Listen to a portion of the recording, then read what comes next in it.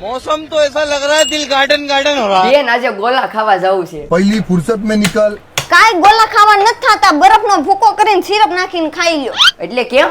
આપણે ગોલા ખાવા જઈએ તો 3 ગોલા લેવા પડે, ખર્ચો કવડો થાય। પણ બેને કિરણ ચોક પાસે ગોલા ગાર્ડન વાળા મંગળવારે ને શુક્રવારે 2 ગોલા 1 ગોલો તો ફ્રી આપે અને 5 વર્ષ સુધીની દીકરીઓને સળી ગોલો બિલકુલ ફ્રી।